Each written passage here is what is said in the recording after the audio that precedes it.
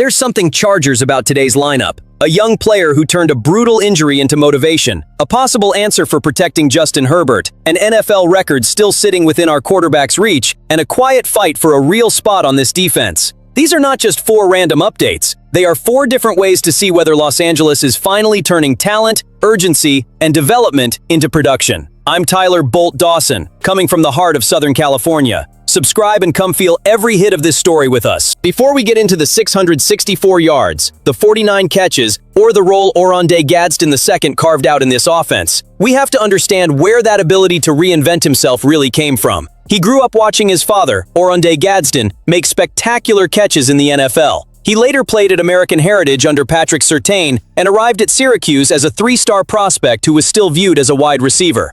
Nothing about his path was handed to him. Not the position, not the opportunity, not the recognition. Gadsden broke out during his second college season with 975 yards and 6 touchdowns. The door to the NFL felt like it was starting to open, until a Lisfranc injury ended his 2023 season and crushed his chance to enter the draft early. Moments like that can split careers in half. Some players never find their rhythm again. Others come back as something different.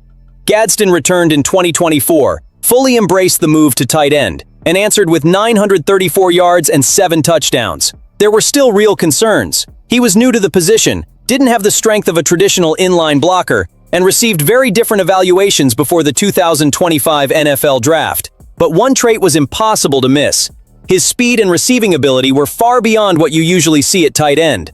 The Chargers saw that advantage clearly and traded up to select him in the 5th round. Then came the part that makes this story so exciting for Chargers fans. After a slow start, Gadsden earned the starting role and went on a ridiculous run in the middle of the season, even outperforming tight ends selected in the 1st round of that same class. He didn't close the year with that exact same momentum, but he still finished with 49 catches, 664 yards, and 3 touchdowns across 15 games. For a 5th-round pick still learning the position, that is not just promising, that is immediate value. The detail that fires me up most doesn't fully show up on the stat sheet. Gadsden also improved as a blocker, becoming functional in that area much sooner than many evaluators expected. That changes how the Chargers can use him.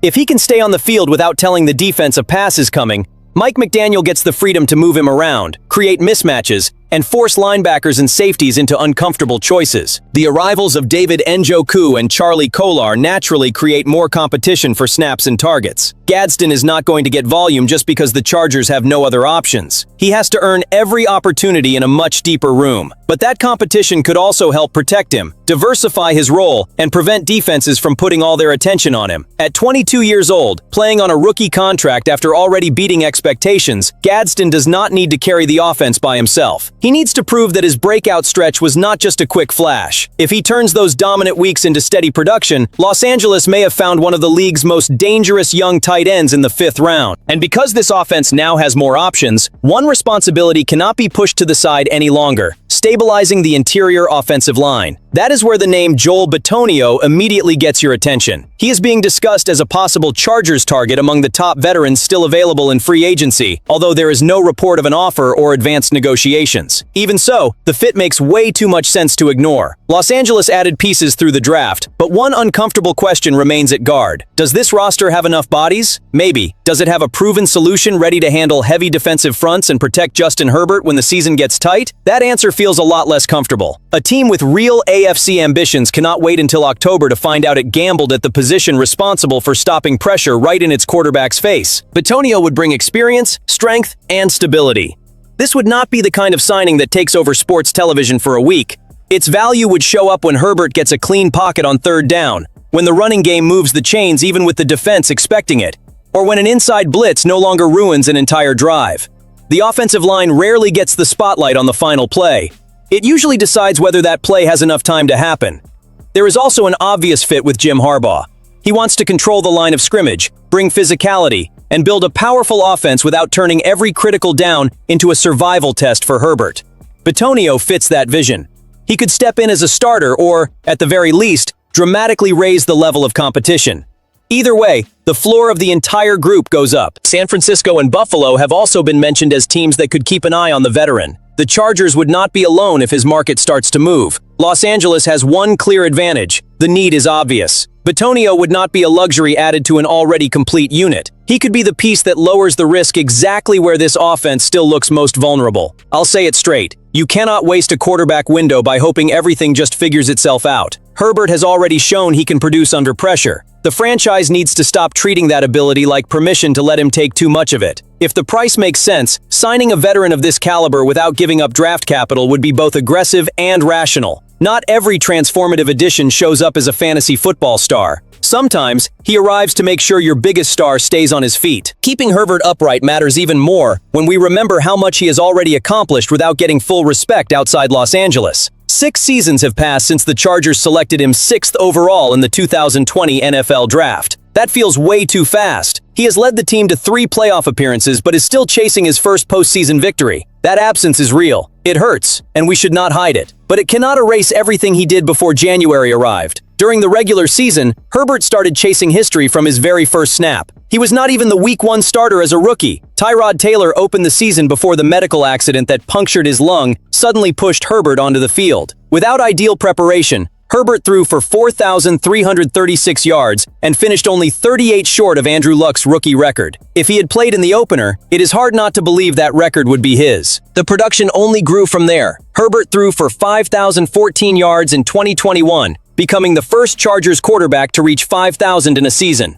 He then set the records for the most passing yards through the first 2, 3, 4, and 5 seasons of a career. By the end of year 5, he had piled up 21,093 yards, passing Peyton Manning's previous mark over that same stretch. The 6-season record was also right there in 2025. Herbert needed 3,793 yards and entered Week 18 with 3,727, leaving him only 66 short. Jim Harbaugh chose to rest him against Denver, ending that historic streak. The decision may have made sense as a way to protect his quarterback, but it still feels brutal. Herbert came so close you could almost reach out and touch the record. The next challenge is even bigger. Peyton Manning threw for 29,442 yards across his first 7 seasons. Herbert would need 4,623 yards in 2026 to pass him. He has cleared that number twice, in 2021 and 2022, but he has not reached 4,000 yards in any of the last 3 seasons. With a new offensive coordinator, more weapons, and an offensive line that still has to prove its stability, getting there would take a massive campaign. But this is the part that really matters. I do not want to watch Herbert chase empty volume while this team keeps waiting for a playoff victory. I want that historic production to come with control, protection, and wins when everything is on the line. The numbers prove talent has never been the question. His 3 postseason games, with a 54.7% completion rate, 674 yards, 2 touchdowns, and 4 interceptions, show exactly where the narrative still needs to change. So I'm putting this one to Bolt Nation. What would carry more weight in 2026? Herbert breaking Peyton Manning's record, or finally getting his first playoff victory? I'm choosing January without hesitation. A record would put Herbert on another page of NFL history. A win with everything on the line could change how the entire league views his career. While Herbert carries the pressure of changing a national narrative, Garmon Randolph is fighting a battle almost nobody talks about, moving from the edge of the roster into the defensive rotation. There is no record waiting for him, no guaranteed spot, no hype campaign. Just a 6'7" athlete trying to turn his size and versatility into a real reason for the Chargers to keep him around. Randolph played tight end and defensive end at Jefferson High School in Georgia.